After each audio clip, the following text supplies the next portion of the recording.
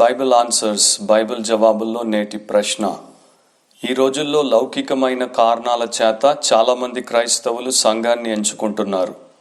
దైవికమైన మరియు భక్తిగల సంఘమును ఎలా ఎంపిక చేసుకోవాలి? ప్రశ్న అడిగినటువంటి సోదరుడు ఖచ్చితంగా ప్రస్తుతం ఉన్నటువంటి పరిస్థితిని ఈ ప్రశ్నలో ఎత్తి చూపారు. చాలామంది వారికి తోచినట్టు, వారికి నచ్చినట్టు, వారి మనోభిష్టం ప్రకారం, వారి సుఖ సంతోషం కొరకే ప్రతిదీ చేస్తారు. దీంట్లో క్రైస్తవులు కూడా, ప్రస్తుత కాలంలో ఉన్నటువంటి క్రైస్తవులు కూడా ముందంజ వేశారు. పేరుకు మాత్రమే క్రైస్తవులు. వారి యొక్క ప్రవృత్తిలో, నైజములో, స్వభావంలో ఎక్కడా క్రీస్తు మనస్సు కానీ, క్రీస్తు మాదిరి కానీ మనకు కనబడవు. సో వారు సంఘాన్ని ఎంపిక చేసుకున్నప్పుడు, సంఘంలో వారు భాగముగా ఉండాలని ఆశపడినప్పుడు, దాంట్లో ఆ తీర్మానంలో దేవుడు, ఆయన చిత్తము మనకి ఎక్కడ కనిపించు. వారి జీవితాలకు వారే అధిపతులుగా, ప్రభువులుగా, వారి దిశ నిర్దేశకులుగా, వారి గమ్యాన్ని ఎంచుకునే వారిగా, వారి ఆత్మీయ స్థితిని, క్రైస్తవ భక్తిని వారి ఆలోచన ప్రకారం పెట్టుకునేటువంటి వారిగానే ఎక్కువ మంది కనపడుతున్నారు. అండ్ చర్చ్ని, క్రైస్తవ సంఘాన్ని ఎంపిక చేసుకునే విషయంలో, లేకపోతే సంఘానికి వెళ్ళే విషయంలో కూడా ఎక్కువ శాతం ప్రస్తుతము మనకి ఇదే కనపడుతోంది. అండ్ చాలామంది ఈ రకమైనటువంటి వారు కేవలం సో కాల్డ్ క్రిస్టియన్స్గా ఉన్నటువంటి వారు ఏ విషయాలను బట్టి ఒక చర్చ్ని లేక సంఘమును ఎంపిక చేసుకుంటారు, చూస్ చేసుకుంటారు అన్నది ఆలోచిస్తే కొన్ని మీకు చెప్తాను ఒక్కొక్క పాయింట్లో. మొట్టమొదటిది క్యారిస్మాటిక్, అంటే ఆత్మ వరములు కలిగినటువంటి సంఘమును, లేకపోతే అలాంటి సేవకులు ఉన్నటువంటి సంఘములను ఎంపిక చేసుకుంటారు. ఎందుకు? అక్కడ స్వస్థత జరుగుతోందని, అక్కడ విడుదల కలుగుతోందని, అసాధారణమైనటువంటి అద్భుతాలు అక్కడ ఎవరు కని విని ఎరుగనటువంటివి సంభవిస్తున్నాయని, ప్రవచనాలు చెప్తున్నారని, మనుషులను వారి శక్తితో ఊది లేక తోసి పడగొడుతున్నారని, ఆర్ అక్కడ ఉన్నటువంటి అద్భుతమైనటువంటి సామాగ్రి, మిరకల్ గూడ్స్ని అమ్ముతున్నారు. అది ఒక కర్చీప్ కావచ్చు, ఆయిల్ బాటిల్ కావచ్చు, నీళ్ల సీసా కావచ్చు, దుప్పటి కావచ్చు, మరొకటి కావచ్చు. రకరకాలుగా ఈ క్యారిస్మాటిక్ హీలర్స్ లేకపోతే ప్రీచర్స్ మనుషుల్ని ఆకట్టుకుంటారు కనుక ఎక్కువ శాతం అక్కడికే పోతారు. తండోపతండాలుగా జాతరలకు పోయినట్టు అక్కడికి పోతారు. రెండవది సెలబ్రిటీ పాస్టర్ లేక ప్రీచర్ ఉన్నటువంటి చర్చెస్కి. ఎందుకంటే ఎక్కడైతే పేరు మోసినటువంటి పాస్టర్ ఉంటాడో లేక ప్రీచర్ బోధకుడు ఉంటాడో ఆ యొక్క శాంక్చురీ నిండా ప్యూస్ అంటే ఉన్నటువంటి కుర్చీలు నిండిపోతాయి. అండ్ వారికి సోషల్ మీడియాలో, యూట్యూబ్ కావచ్చు, ఫేస్బుక్ కావచ్చు, ఇంకొకటి కావచ్చు, దాంట్లో వ్యూస్ లక్షల్లోకి వెళ్తాయి కనుక వారే గొప్పవారు, నిజంగా దైవ సేవకులు, దేవుని చేత పంపబడిన వారు అని వాక్యంతో వారి జీవితాన్ని, వారి నడవడిని ఏమాత్రం పోల్చుకోకుండా గొర్రెల్లాంటి క్రైస్తవులు అక్కడికి వెళ్ళిపోతారు. మూడవది క్లాస్.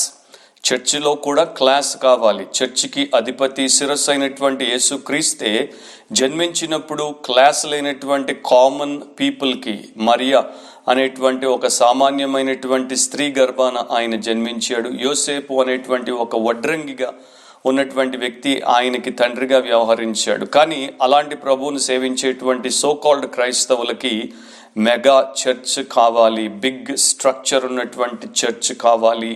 దాంట్లో మరి ఉన్నటువంటి విశిష్టతలు, వింతలు, ఆ లైట్ అండ్ సౌండ్ షో, ఇంకా ఎల్సిడీలు ఇంకెన్నో పెడుతున్నారు. వాటిని బట్టి అక్కడికి ఆకర్షించబడతారు. తర్వాత కంఫర్టబుల్గా ఉండాలి. చర్చ్ బిల్డింగ్ అధునాతనంగా, అల్ట్రా మోడర్న్గా ఉండాలి. ఏసీ ఉండాలి. కుషన్డ్ చైర్స్, కూర్చున్నంతసేపు వారికి నొప్పి అనిపించకుండా హాయినిచ్చే కుర్చీలు ఉండాలి. అండ్ అక్కడ బోధ చేసేటువంటి వారు వీరిని ఏ రకంగా కూడా బాధ పెట్టకుండా, వాక్య ప్రకటన చేసినప్పుడు వీరి హృదయాల్లో గుచ్చుకుని పొడవబడి పశ్చాత్తాప పడకుండా వీరిని గారాభముతో పెంచి బాగా చూసుకునేటువంటి పెప్ టాక్స్ అంటారు, అంటే ముద్దు ముద్దు మాటలు మాట్లాడి పంపాలి. అలాంటి సంఘాల్ని ఎంపిక చేసుకుంటారు. ఆర్ కన్వీనియంట్గా ఉందా అని చూసుకుంటారు. చర్చ్ ఇంటికి దగ్గరలో ఉండాలి. ఐదర్ ఇంటికి లెఫ్ట్ సైడ్ అయినా, లేకపోతే రైట్ సైడ్ అయినా, లేకపోతే ఫ్రంట్ సైడ్ అయినా, లేకపోతే బ్యాక్ సైడ్ అయినా ఉంటే వారు హాయిగా చర్చ్కి వెళ్తారు. ఆర్ మా కుటుంబము తరతరాలుగా ఈ సంఘంలోనే ఉండింది, అలాగే మేము వచ్చాం కనుక దానికే మేము వెళ్తాం. అది వాక్యానుసారంగా ఉందా లేదా, దైవికంగా ఉందా లేదా, దేవుడు దాంట్లో ఉన్నాడా లేదా ఏమీ పట్టవు. డినామినేషనల్ అటాచ్మెంట్ అంటారు. పలానా డినామినేషన్కి మేము సంబంధించిన వారము కనుక దాంట్లోనే మేము ఉంటాం అన్నవారు, స్నేహితుల కొరకు వెళ్ళేవారు, సామాజిక కార్యక్రమాల కొరకు వెళ్ళేవారు, వ్యాపారం కోసం వెళ్ళేవారు, వినోదం కోసం వెళ్ళేవారు, వారికి కన్వీనియంట్గా ఉన్నటువంటి చర్చికి ఆకర్షించబడతారు, వెళ్తారు. దాంతోపాటు ఇంకొకటి ఏంటంటే కాస్ట్ బేస్డ్ చర్చెస్, కులం ప్రాతిపదికన స్థాపించబడినటువంటి సంఘాలు. ఫలానా కులం నుండి ఆయన రక్షించబడ్డాడు, సంఘం స్థాపించాడు, అక్కడికి ఆ కులం నుండి మారినటువంటి వారందరూ వస్తారు కనుక అక్కడ ఉన్నటువంటి కమ్యూనిటీ అంతా కూడా కన్వర్టెడ్ కమ్యూనిటీ అనేసి converted cost based Christian church fellowship. మేమందరము ఒకే గూటికి సంబంధించినటువంటి పక్షులము అని అక్కడ కూడుకుంటారు. అండ్ వారు వారి పిల్లలకు కన్వర్టెడ్ క్రిస్టియన్స్ గా వారి మధ్యలోనే పెళ్లిళ్ళు జరుపుకుంటారు. ఇక చివరిది ఏంటంటే కార్నల్ అంటే అక్కడ ఆత్మీయత అనేది ఉండదు, దైవికత అనేది ఉండదు. ప్రభు అయినటువంటి యేసుక్రీస్తు, ఆయన చిత్తము, ఆయన మహిమ, ఆయన ఆత్మ కార్యము అనేవి ఉండవు. కేవలము వినోదము, కాలక్షేపము, ఆహ్లాదము, ఆనందముతో కూడుకున్నటువంటి ఆశీర్వాదకరమైనటువంటి వాతావరణాన్ని అనుభవించి రావడానికి వెళ్తారు. అక్కడ వర్షిప్ మ్యూజిక్ కొరకో, సింగింగ్ కొరకో, కొరియో కొరకో, లేకపోతే ప్రాస్పరిటీ గాస్పుల్ వర్ధిల్లు దీవెన సువార్తను బోధించేటువంటి బోధల కొరకు అక్కడికి వెళ్తారు. ప్రతివారం పాపముతో బ్రతుకుతారు. అయినా కూడా ప్రతి ఆదివారము ఆ ఆత్మీయత లేనటువంటి ఆ యొక్క లోక సంబంధమైనటువంటి శరీరానుసారమైనటువంటి సంఘంలో వీరు ఉంటారు. బిబ్లికలా స్పిరిచువలా అన్నది వారికి అనవసరం.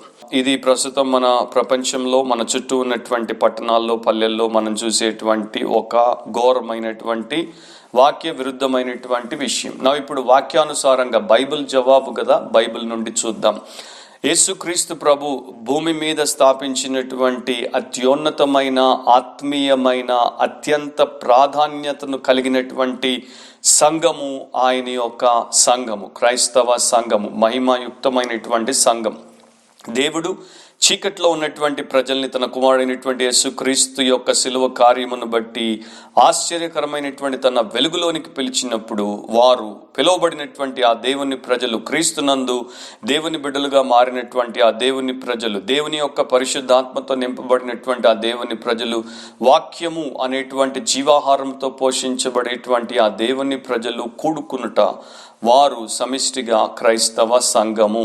సో ఈ ప్రజలు క్రైస్తవ సంఘము, వారు ఒక స్థలములో సంఘముగా కూడుకుంటారు. ఆ చర్చ్ బిల్డింగ్ ఏ రకంగా ఉన్నా పర్వాలేదు, వారి పరిస్థితిని బట్టి, స్తోమతను బట్టి అది డీసెంట్గా, నీట్గా ఉంటే చాలు. అలాంటి సంఘం, ఆది సంఘము ఎక్కడ ప్రారంభమైంది మనకు తెలుసు. వారు ఇళ్లలో కూడుకునేవారు, తర్వాత చెదరగొట్టబడినప్పుడు, హింస వచ్చినప్పుడు వారు గుహల్లో కూడుకునేవారు, అడవుల్లో కూడుకునేవారు, రకరకాల ప్రాంతాల్లో కూడుకునేవారు. స్థలం అంత ముఖ్యం కాదు, కానీ ఈ యొక్క క్రైస్తవ భక్తుల సమాజం, ఈ సహవాసం, దేవుని ప్రజలు, క్రీస్తునందున్నటువంటి వారు, అది చాలా మూలం. ఒక ఆయన అందుకని ఈ రకంగా అన్నాడు, we don't go to church, we are the church. మనము సంఘానికి వెళ్ళము, మనమే సంఘము. What should we look for in a biblical or godly church? దైవికమైన లేక వాక్యానుసారమైనటువంటి సంఘములో ఏ విషయాలను మనము చూడాలి? ఎలా ఆ సంఘమును మనము ఎంపిక చేసుకొని దాంట్లో మనము భాగముగా ఉండాలి? కొన్నింటిని నేను చెప్తాను, క్లుప్తంగా చెప్తాను, జాగ్రత్తగా గమనించండి. ఆ వాక్యాలను మీరు తర్వాత ధ్యానించండి. మొట్టమొదటిది, is God honoured and worshipped there? అక్కడ దేవుడు గణపరచబడి ఆరాధించబడుతున్నాడా? ప్రధానంగా ఏ క్రైస్తవ సంఘములోనైనా అది క్రైస్తవ సంఘము, బైబిల్ పరమైనటువంటి సంఘం అయితే అందులో దేవుడు హెచ్చించబడి, గణపరచబడి ఆరాధించబడతాడు. యోహాను 4:24 దేవుడు ఆత్మ గనుక ఆయనను ఆరాధించువారు ఆత్మతోనూ సత్యముతోనూ ఆరాధింపవలననెను. దేవుని యొక్క పేరట కూడుకుంటున్నటువంటి దేవుని పిల్లలు, దేవుని ప్రజలు దేవుణ్ణి ఆరాధించుటకే ప్రధానంగా కూడుకుంటారు. ఆయన్ని మహిమపరచుటకే, తమ పూర్ణ హృదయం, ఆత్మ, మనస్సు, బలముతో ఆయన్ని సేవించుటకే కూడుకుంటారు గనుక అది ఆ సంఘంలో ఉండాల్సిన మొదటి లక్షణం. ఎఫెసీ 1:14 ప్రకారం దేవుని మహిమకు కీర్తి కలుగుటకై ఆయన సంపాదించుకొనిన ప్రజలకు విమోచనము కలుగు నిమిత్తము ఈ ఆత్మ మన స్వాస్థ్యమునకు సంచకరువుగా ఉన్నాడు. So to glorify God, his own people gather in his name every week. ఎఫెసీ 4:6 చదివితే అందరికీ తండ్రి అయిన దేవుడు ఒక్కడే, ఆయన అందరికీ పైగా ఉన్నవాడై అందరిలోనూ వ్యాపించి అందరిలో ఉన్నాడు. సో ఆయన ప్రజలుగా ఉన్నటువంటి వారందరూ ఆ స్థలములో ఆకర్షించబడి ఆత్మానుసారంగా చేరి ఆయన్ని ఆరాధించి సేవిస్తారు. రెండో point, is Christ at the centre of the church. క్రీస్తు ఆ సంఘానికి కేంద్రమై ఉన్నాడా? మత్తయి 16:18 ప్రభు చెప్పాడు, ఈ బండ మీద నా సంఘమును కట్టుదును, పాతాళ లోక ద్వారములు దాని ఎదుట నిలువనేరవని నేను నీతో చెప్పుచున్నాను.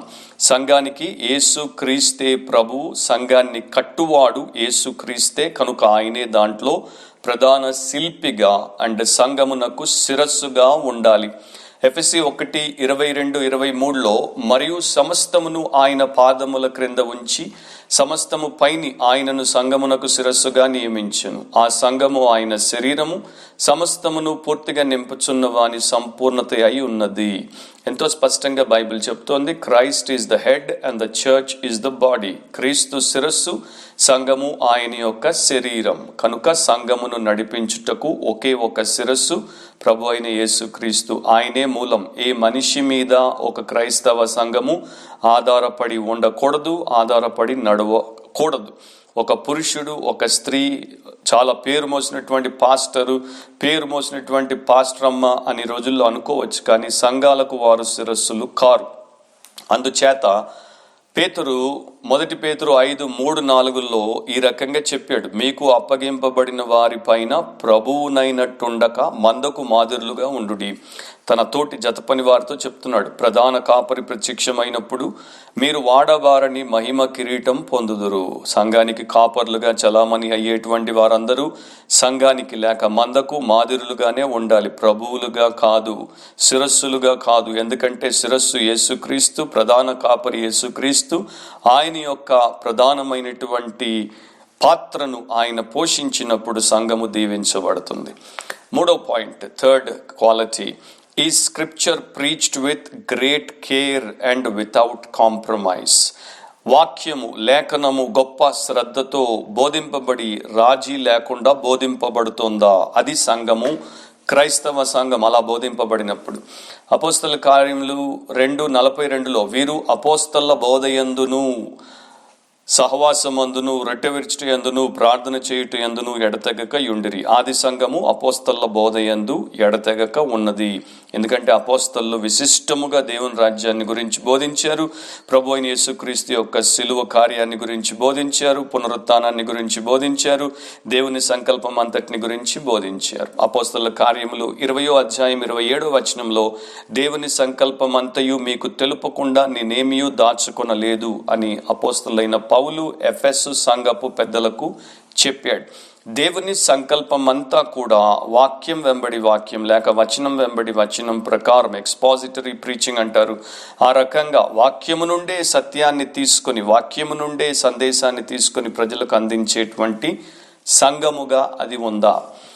2 తిమోతి 2:15 దేవుని ఎదుట యోగ్యునిగాను, సిగ్గుపడనక్కర్లేని పనివానిగాను, సత్యవాక్యమును సరిగా ఉపదేశించువానిగాను నిన్ను నీవే దేవునికి కనపరుచుకొనుటకు జాగ్రత్త పడుము అని అపోస్తలులైన పౌలు తిమోతికి బోధ చేశాడు.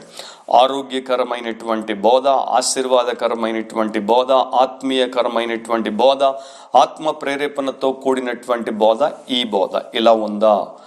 2 తిమోతి 4:2-4 వరకు వాక్యమును ప్రకటించుము, సమయమందును అసమయమందును ప్రయాసపడుము, సంపూర్ణమైన దీర్ఘశాంతముతో ఉపదేశించుచు ఖండించుము, గద్దించుము, బుద్ధి చెప్పుము. ఎందుకనగా జనులు హితబోధను సహింపక దురద చెవులు గలవారై తమ స్వకీయ దురాశలకు అనుకూలమైన బోధకులను తమ కొరకు పోగు చేసుకొని సత్యమునకు చెవినీయక కల్పనా కథల వైపునకు తిరుగు కాలము వచ్చును. ప్రస్తుతం ఆ కాలంలోనే మనమున్నాం. అది ప్రతిరోజు తీవ్ర రూపం దాలుస్తూనే ఉంది.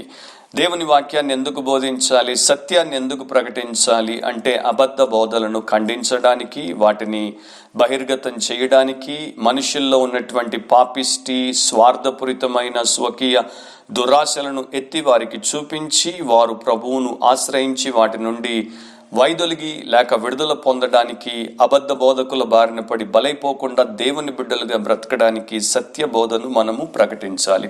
బైబిల్ గ్రంథము, దేవుని వాక్యమే మానవుని యొక్క జీవితానికి, భక్తికి, అన్నింటికీ ప్రధానమైనది, ప్రాథమికమైనది కనుక దేవుని వాక్యం ద్వారానే వారు జీవించాలి. 4వ పాయింట్, 4th పాయింట్ ఏంటంటే are sacraments administered in a biblical manner. ప్రభు యొక్క బల్ల లేక బాప్తిస్మము వాక్యానుసారంగా ఆ సంఘపు వారు నిర్వహిస్తున్నారా? మత్తయి 28:19 ప్రకారం ప్రభు చెప్పినట్టు, కాబట్టి మీరు వెళ్ళి సమస్త జనులను శిష్యులనుగా చేయుడి, తండ్రి యొక్కయు కుమారుని యొక్కయు పరిశుద్ధాత్మ యొక్కయు నామములోనికి వారికి బాప్తిస్మం ఇచ్చుచు సువార్తను ప్రకటించి శిష్యుల్నిగా మారుస్తూ బాప్తిస్మం ఇచ్చి వారిని దేవుడి కొరకు సిద్ధపరచుట, వాక్యానుసారంగా సిద్ధపరచుట, ఆచారం ప్రకారం కాదు, శరీరానుసారంగా కాదు, ట్రెడిషనల్గా కాదు, ట్రూత్ఫుల్గా, స్పిరిచువల్గా దేవుడి ఎదుట వారిని సిద్ధపరచుట. 1 కొరింథీ 11:23-32 వరకు మీరు చదువుకోండి. అక్కడ ప్రభు బల్లను ఏ రకంగా సంఘము ఆచరించాలని వాక్యము సెలవిస్తుందో ఆ ప్రకారమే ఆచరించేటువంటి సంఘముగా ఉండుట. మాథ్యూ హెన్రీ అనేటువంటి భక్తుడి రకంగా అన్నాడు, ఎవరినైతే దేవుడు నడిపిస్తాడో వారిని ఆయన తన పరిశుద్ధమైనటువంటి పర్వతానికి, తన యొక్క గుడారానికి నడిపిస్తాడు. ఎవరైతే ఆత్మచేత నడిపించబడుతున్నాము అని అనుకుని అటువైపు ఆయన నడిపినప్పుడు నడవకుండా దానికి వీపు చూపితే, ఈ బాప్తిస్మము లేక ప్రభు బల్లకు వారు విస్మరణతో వీపు చూపితే వారిని వారు మోసపుచ్చుకుంటున్నారు. అండ్ ఈ రోజుల్లో చాలా తక్కువ మంది సరైన రీతిలో బాప్తిస్మం ఇవ్వడం, సరైన రీతిలో ప్రభు బలను ఆచరించడం క్రైస్తవ లోకంలో కొట్టొచ్చినట్టు కనపడుతుంది. కనుక ఇది చాలా ముఖ్యమైన అంశం. 5వది are godly men in the church leadership. దైవికమైనటువంటి సేవకులు సంఘ నాయకత్వంలో ఉన్నారా? 1 తిమోతి 3:1-7 వరకు తర్వాత మీరు మెల్లగా చదువుకోండి. దేవుని సేవలో ఉండేటువంటి సేవకులకు, కాపర్లకు, పెద్దలకు ఉండాల్సినటువంటి లక్షణములను గురించి అక్కడ బైబిల్ మనతో స్పష్టంగా మాట్లాడుతోంది. అధ్యక్షుడగు వాడు నిందారహితుడిగా ఉండాలి, ఏకపత్ని పురుషుడిగా ఉండాలి, మితానుభవుడుగా ఉండాలి, స్వస్థ బుద్ధి గలవాడు, మర్యాదస్తుడు, అతిథి ప్రియుడు, బోధింప తగినవాడునై ఉండి, మద్యపానియు, కొట్టువాడును కాక, సాత్వికుడును, జగడమాడని వాడును, ధనాపేక్ష లేని వాడునై. ఇది ఖచ్చితంగా చూడండి, సేవకుడికి ధనాపేక్ష ఉండకూడదు. అండ్ ఈ రోజున మన చుట్టూ ప్రతి ఒక్కరూ నిరంతరం ధనాపేక్షతో కలిగినటువంటి సేవకులనే చూస్తున్నాం. ఈ విషయంలో మోసపోకండి. సంపూర్ణ మాన్యత కలిగి తన పిల్లలను స్వాధీనపరుచుకొనుచు తన ఇంటి వారిని బాగుగా ఏలువాడునై ఉండవలెను. ఎవడైనను తన ఇంటి వారిని ఏలనేరకపోయిన ఎడల అతడు దేవుని సంఘమును ఎలాగు పాలించును? అతడు గర్వాంధుడై అపవాదికి కలిగిన శిక్షా విధికి లోపడకుండానట్లు కొత్తగా చేరిన వాడై ఉండకూడదు. జాగ్రత్త ప్రియులరా, ఒక్కసారి బైబిల్ పూర్తిగా ఆదికాండం నుండి ప్రకటన గ్రంథం వరకు చదవనటువంటి వారు, బైబిల్లో ఉన్నటువంటి కోర్ డాక్ట్రిన్స్, మూల సిద్ధాంతములు ఎన్నో కూడా చెప్పనటువంటి వారు, అవేంటో కూడా తెలియనటువంటి వారు టీవీ ప్రసంగికులైపోయి, యూట్యూబ్ ప్రసంగికులైపోయి ఎక్కడ పడితే అక్కడ చర్చెస్ బ్రాంచెస్ని ఓపెన్ చేసి జనాల్ని చాలా దారుణంగా మోసం చేస్తున్నారు. వీటిని మనుషులు చర్చెస్ అని అనుకుంటారేమో కానీ వాటిని నేను కలెక్షన్ సెంటర్స్ అంటాను. ధనాన్ని సంపాదించుకోవడానికి అవి ఉపయోగపడే కేంద్రాలు, దేవుని సంఘాలు కావు. మోసపోవద్దు. మరియు అతడు నిందపాలై అపవాది ఊరిలో పడిపోకున్నట్లు సంఘమునకు వెలుపటి వారి చేత మంచి సాక్ష్యమును పొందిన వాడై ఉండవలెను. ఎఫెసీ 4:13 ప్రకారం పరిశుద్ధులు సంపూర్ణులగునట్లు క్రీస్తు శరీరము క్షేమాభివృద్ధి చెందుటకును పరిచర్య ధర్మము జరుగుటకును దేవుడు మరి సేవకులనిచ్చాడు. కొందరిని అపోస్తలునుగా, కొందరిని ప్రవక్తలనుగా, కొందరిని సువార్థికులనుగా, కొందరిని కాపర్లనుగా, ఉపదేశకులనుగా నియమించాడు. సేవకుని యొక్క ప్రధానమైనటువంటి పరిచర్య ఏంటి? పరిశుద్ధులు సంపూర్ణులు అవ్వడానికి, క్రీస్తు యొక్క శరీరం అంటే సంఘం క్షేమాభివృద్ధి పొందడానికి, పరిచర్య ధర్మము జరగడానికి వారు ప్రయాసపడాలి. ఎంతమంది రకంగా ఈ రోజున క్రైస్తవ సంఘాలని నడుపుతున్నారు, పనిచేస్తున్నారు? జాగ్రత్తగా మీరు దృష్టి పెట్టి చూడండి, పరీక్షించండి. గలతీ 1:10 ప్రకారం ఇప్పుడు నేను మనుష్యుల దయను సంపాదించుకొన చూచుచున్నానా, దేవుని దయను సంపాదించుకొన చూచుచున్నానా? నేను మనుషులను సంతోషపెట్టగోరుచున్నానా? నేను ఇప్పటికీ మనుషులను సంతోషపెట్టువాడనైతే క్రీస్తు దాసుడను కాకయే పోవుదును. అపోస్తలులైన పౌలు పలికినటువంటి మాటలు. కనుక దైవికమైనటువంటి సేవకులు ఎట్లా ఉంటారు? హెబ్రీ 13:17 ప్రకారం మీ పైన నాయకులుగా ఉన్నవారు లెక్క ఒప్ప చెప్పవలసిన వారి వలె మీ ఆత్మలను కాయుచున్నారు. నిజంగా దేవుని సేవకులు ఆయన ఆ వారికి అప్పగించిన మందలు, ఆ ప్రజలు, ఆ ప్రియులు వారి ఆత్మలను కాస్తారు, వారి ఆస్తులను కాజేయరు. ఈ రోజున ఆత్మలను కాచే వారి రూపంలో ఆస్తులను కాజేసే వారు ఎక్కువైపోతున్నారు. బహుపరాక్, జాగ్రత్త, కన్నులు తెరవండి, మోసపోకండి, గొర్రెలుగా అడ్డంగా కసాయిలను నమ్మి నాశనం అవ్వద్దు, కాపర్లను గుర్తించండి. ఆ రకంగా బైబిల్ చెప్తోంది. సో నిజమైనటువంటి దేవుని సేవకులు ఏం చేస్తారు? మార్కు 16:15 ప్రకారము సర్వలోకానికి వెళ్ళి సర్వ సృష్టికి సువార్తను ప్రకటిస్తూ సువార్తకు ప్రాధాన్యతనిస్తారు. రెండవది మత్తయి 18:19-20 ప్రకారం, కాబట్టి మీరు వెళ్ళి సమస్త జనులను శిష్యులుగా చేయుడి, తండ్రి యొక్క, కుమారుని యొక్క, పరిశుద్ధాత్మ యొక్క నామములో వారికి బాప్తిస్మం ఇచ్చుచు నేను మీకు ఏ ఏ సంగతులను ఆజ్ఞాపించితినో వాటన్నింటిని గైకొనవలనని వారికి బోధించుడి అని ప్రభు చెప్పినట్టు ఆత్మలకు సువార్త ప్రకటించి రక్షణలోనికి నడిపించడం, రక్షించబడిన వారిని క్రీస్తు శిష్యులుగా తయారు చేయడం, రాజీ పడకుండా, స్వంత దురాశ లేకుండా, ఏ రకమైనటువంటి సెల్ఫిష్ అజెండా లేకుండా ప్రభు మహిమ కొరకు, ఇతరుల నిత్య మేలు కొరకు పాటుపడే వారి నిజమైన సేవకులు.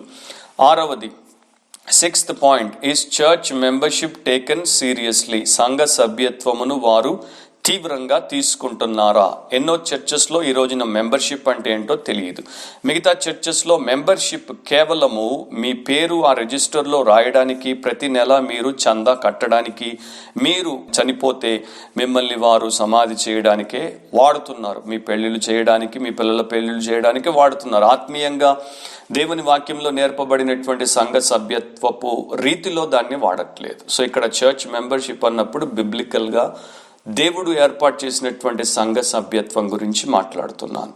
ఎఫెసీ 2:19 కాబట్టి మీరు ఇక మీదట పరజనులను పరదేశులనై ఉండక పరిశుద్ధులతో ఏకపట్టణస్థులను దేవుని ఇంటివారునై ఉన్నారు. So you are the household of God. దేవుని ఇంటివారు, దేవుని కుటుంబస్తులు, దేవుని యొక్క ప్రజలు, దేవుని సొత్తైనటువంటి వారు. 1 కొరింథీ 12 తర్వాత చదవండి. సంఘము ఒక శరీరముగా, మనమందరము వివిధ రకములైనటువంటి అవయవములముగా ఉన్నాం. అంటే సంఘ సభ్యత్వం ద్వారా ఒకరితో ఒకరము అంటుకట్టబడి క్రీస్తు ప్రభువుకి లోబడి ఆయన చిత్త ప్రకారం బ్రతుకుతాం. దీంట్లో రెస్పాన్సిబిలిటీ, బాధ్యత అనేది ఉంటుంది, అకౌంటబిలిటీ, లెక్క అప్పగింపుట అనేది ఉంటుంది. అప్పుడే క్రైస్తవ సంఘము ఆరోగ్యకరంగా ప్రభు మార్గంలో ఆత్మీయంగా ఎదుగుతుంది. లేకపోతే సంఘాలకు ఎంతో మంది ఆర్ఫన్స్ గా, అనాథలుగా వచ్చిపోతుంటారు, రఫియన్స్ గా, మరి ఎవరితో లెక్కపత్రం లేకుండా వచ్చిపోయేవారుగా వారు ఉంటారు. ఇది దేవుని చిత్తము కాదు. ఏడవది, is church discipline done correctly. సంఘ క్రమశిక్షణను సరైన రీతిలో వాక్యానుసారంగా ఆ చర్చి వారు చేస్తున్నారా? ఇది చాలా అవసరం. చాలా మంది దీన్ని మానేశారు. ఎందుకు మానేశారంటే మనుష్యులను నొప్పించడం ఇష్టం లేక, వారిని అఫెండ్ చేయడం ఇష్టం లేక. ఈ రోజున ఒక సంఘ కాపరి, సంఘ పెద్దలు ఎవరైనా తప్పు చేసినప్పుడు సంఘస్థులు వారిని పట్టుకొని వాక్యానుసారంగా దిద్దుబాటు చేస్తే, కరెక్షన్లోనికి వారిని తీసుకుని వస్తే వెంటనే వారు చర్చి మానేస్తున్నారు. ఆప్షన్స్ ఎక్కువైపోయాయి. ఎన్నో చర్చెస్ ఉన్నాయి, ఆ చర్చెస్కి వెళ్ళిపోతారు. నా సంఘం తగ్గిపోతుందన్న బాధతో సేవకుడు అటు దేవుడికి న్యాయం చేయట్లేదు, అతని ఎదుట ఉన్నటువంటి దారి తప్పిన వారికి న్యాయం చేయట్లేదు, తాను మోసపోతున్నాడు. అలా కాకుండా మత్తయి 18:15-17 వరకు ప్రభు చెప్పినట్టు, మరియు నీ సహోదరుడు నీ ఎడల తప్పిదము చేసిన ఎడల నీవు పోయి నీవును అతడును ఒంటరిగా ఉన్నప్పుడు అతనిని గద్దించుము. అతడు నీ మాట వినని ఎడల నీ సహోదరుని సంపాదించుకుంటివి. అతడు వినని ఎడల 2-3 సాక్షుల నోట ప్రతి మాట స్థిరపరచబడినట్లు నీవు ఒకరినిద్దరిని వెంటబెట్టుకుని అతని యొద్దకు పొమ్ము.